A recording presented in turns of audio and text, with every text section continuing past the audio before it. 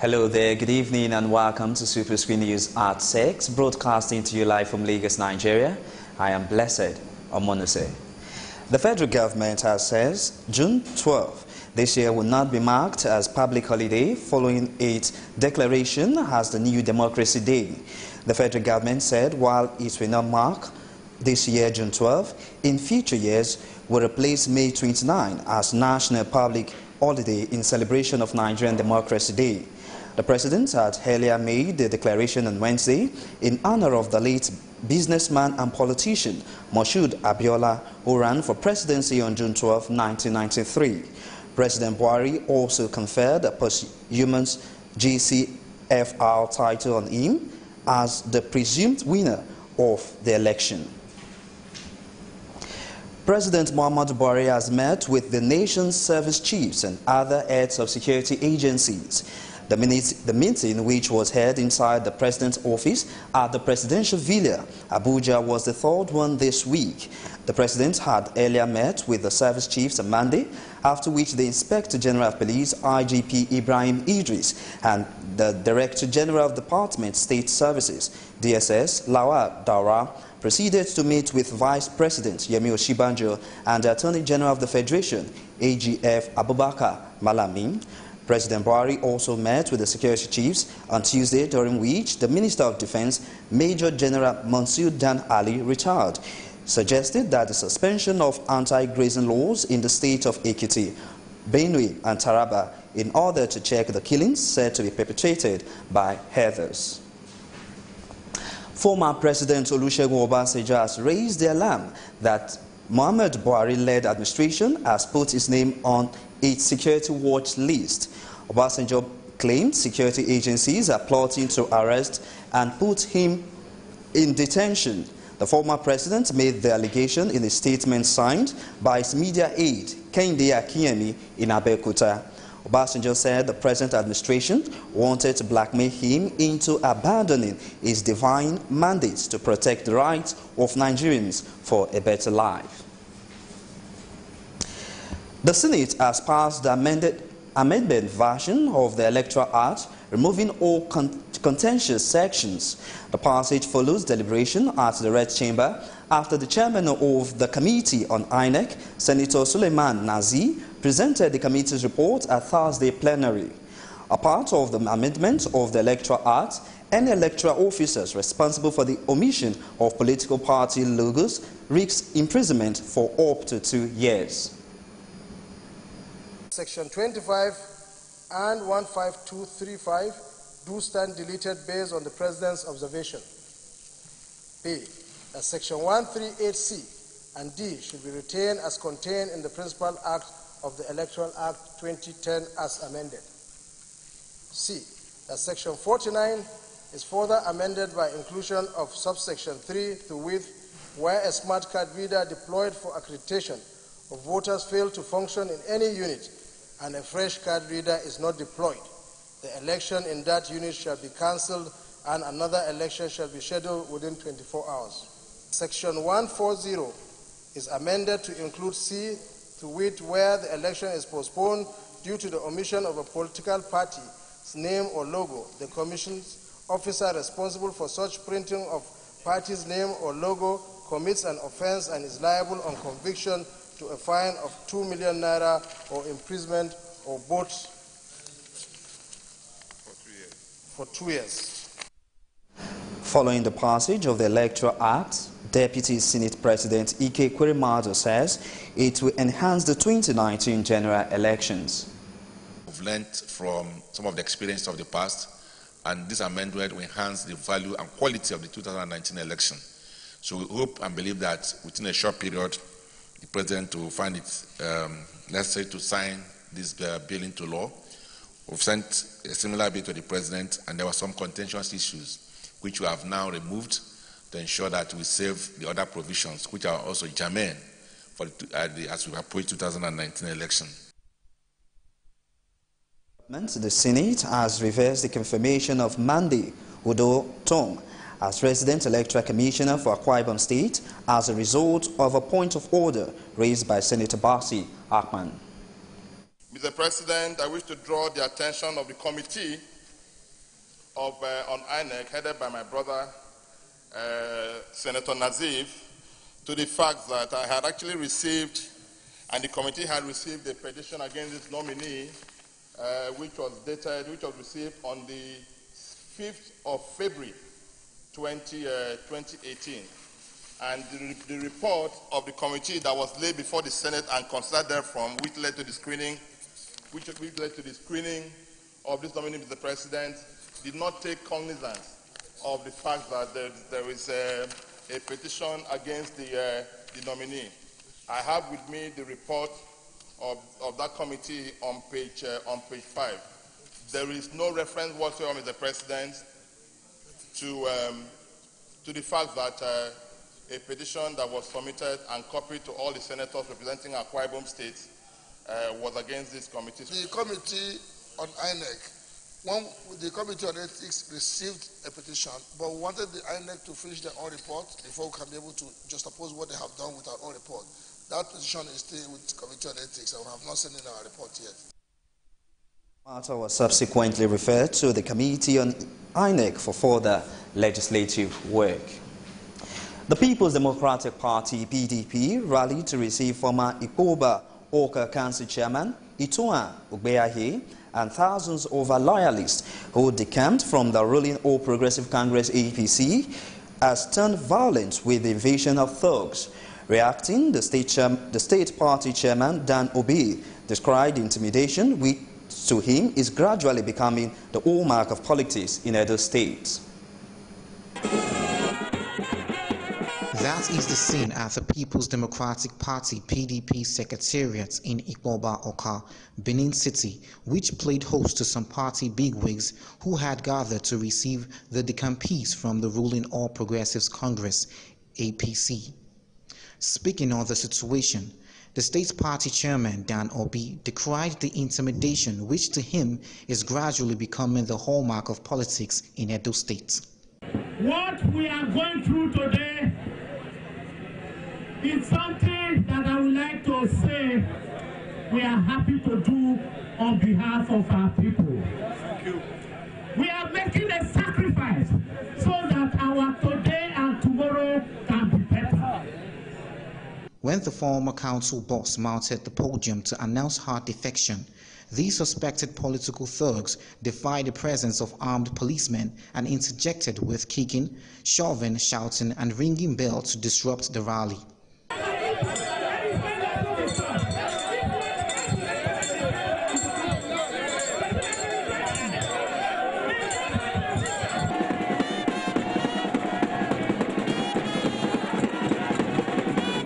However, some angry PDP faithful who could no longer tolerate the audacity in the ensuing scuffle nearly mobbed one of the thugs before he was rescued by the security men who promptly arrested him.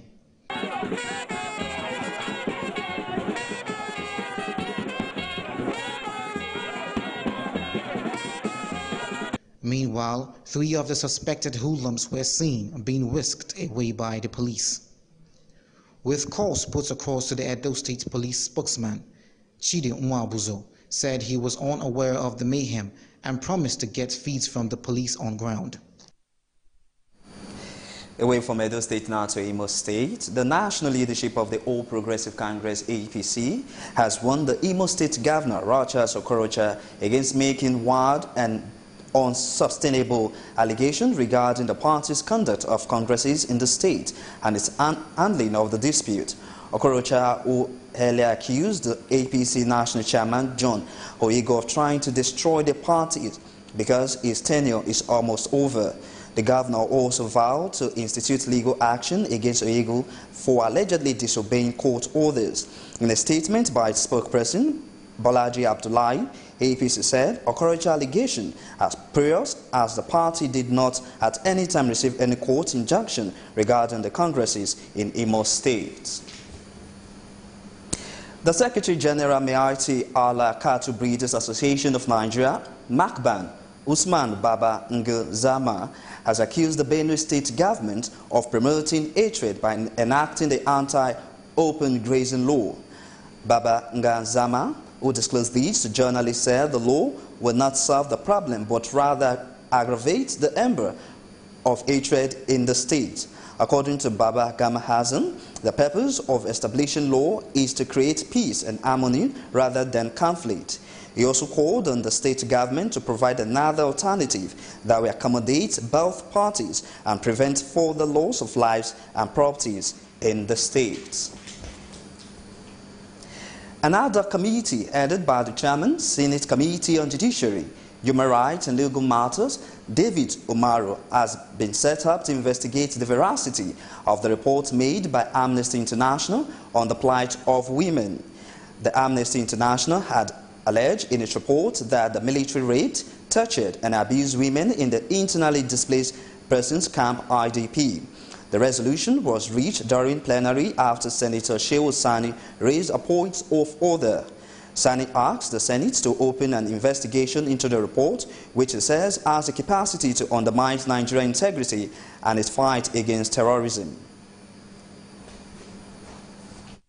A report by Amnesty International is not just a report that we should dismiss as a report by either the opposition or any partisan political group. It's a report that is taken very seriously by international organizations and especially the United Nations. If this report finds itself on the table of world leaders, it is a report of ourselves. And then what have we done about it? Simply to issue a 2-paragraph statement and said it never happened, or the amnesty is working to undermine our government, or simply the amnesty is another arm of the opposition of this country? I think we are not getting it right. This report, for which I will offer to request that Amnesty present or make it available for every senator here to see, contains all that we need to ask questions. Ask questions on how this war is being prosecuted. As a country that is faced with an insurgency that is undermining our peace, our unity, our stability as a country, we have a duty to appreciate the sacrifices of men and women from the armed forces and other security agencies that are making the ultimate sacrifice of giving up their lives in order for us to be in peace. Report the outcome of the findings to the House on a later date. The Controller General of the Nigerian Prison Service, NPS, Jafaru Ahmed, says 55 of the 210 inmates that escaped at the Mina New Prison have been recaptured. Ahmed disclosed this in Abuja during an emergency meeting with top officials of the service on security breach in Mina Prison.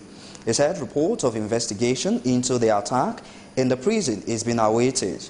You will recall that a known gunman had stormed the facility last Saturday and overpowered the personnel and released 210 inmates.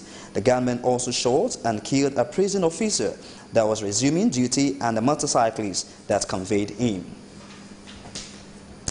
10 communities have been sacked by bandits at Madden Town in Gosa local government area of Zamfara State, leaving 1 dead. No fewer than 200 bandits were said to have descended on the communities, rustling cows and other animals and forcing villagers to flee. Deputy Governor of Zamfara State, Ibrahim Wakala, who disclosed these, appealed to the federal government to come to the rescue. He expressed dismay at the way the bandits rendered residents of the communities, particularly women and children, homeless.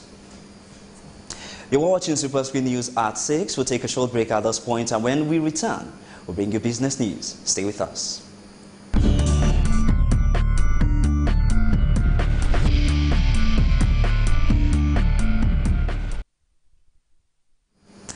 Glad to have you back. And now to the world of business. The Nigerian Electricity Regulatory Commission, NERC, says it has cleared 8 more firms and issued each of them a no objection to serve a meter asset provided in the electricity supply industry. According to NERC, the new additions bring to 30 the number of companies that has proved to participate in the procurement and installation of meters across the country in order to bridge the 4 million metering gap. The Commission Head of Media Unit, Vivian Mbonu, who disclosed these, said NERC has granted 8 additional no objection to successful applicants to participate in the procurement process for meter in the Nigerian electricity supply industry. And still on business, the Central Bank of Nigeria (CBN) says it may conduct bi-weekly bidding sections for the sale of Chinese currency to authorized dealers. You will recall that the CBN in May signed an agreement with the PBOC to facilitate trade between the two countries and enhance foreign reserve management. The PBOC-CBN bilateral currency swap agreement will allow the two countries to swap a total of 5 billion renminbi for 720 billion naira or vice versa in the next 3 years, but the deal can be extended by mutual consent. According to CBN, the currency swap will also be used to maintain financial market stability for other purposes that both parties may agree upon. We'll take another short break, and when we return, we'll bring you foreign and sport news in a moment. Join us again.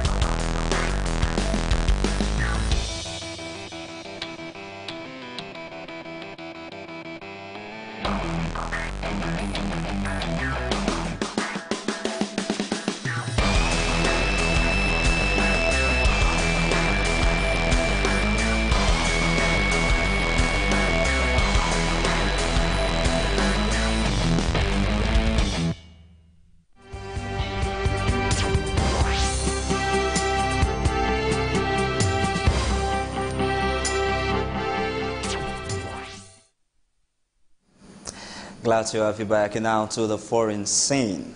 Canadian state